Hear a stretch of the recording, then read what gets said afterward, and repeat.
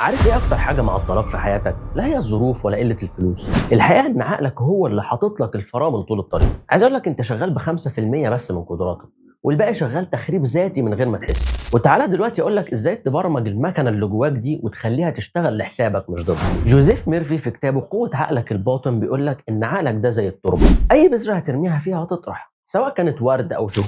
ودلوقتي خليني اقول لك على اهم 10 قواعد هيخلوك متمكن من عقلك الباطن وتخليه يشتغل لحسابك. اول قاعده، عقلك الباطن بينفذ ما بيفكرش. هو زي الخادم المطيع، لو اقنعت نفسك انك تعبان جسمك هيبدا يظهر عليه اعراض التعب فعلا. عقلك الباطن بينفذ الصوره اللي انت راسمها لنفسك. تاني قاعده، التكرار هو كلمه السر. عقلك الباطن ما بيتعلمش من مره واحده، بيتعلم بالزن. كرر الفكره اللي انت عايزها قبل ما تنام كل يوم لحد ما تبقى حقيقه جوه.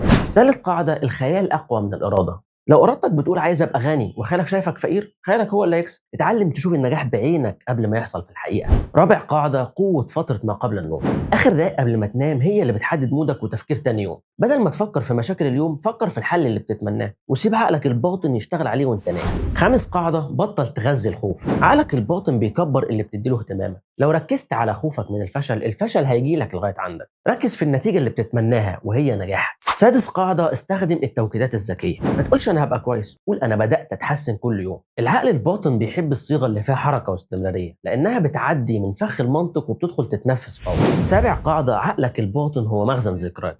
كل كلمه سلبيه اتقالت لك وانت صغير لسه مأثره فيك، والحل ابدا امسح القديم بانك تكتب قصه جديده لنفسك من النهارده. ثامن قاعده، البيئه هي المدخلات. الكلام اللي بتسمعه والصحاب اللي بتقعد معاهم والبودكاست اللي بتسمعه كل ده بيتخزن في عقلك الباطن وبيشكل شخصيتك من غير ما تحس. عشان كده اختار الحاجات اللي تدخلها مخك. تاسع قاعده، ثق في الالهام المفاجئ. ساعات بتجيلك فكره من الهوا او حل المشكله وانت مش بتفكر فيها، ده عقلك الباطن بيبعت لك الرد بعد ما دور في الداتا اللي جواك.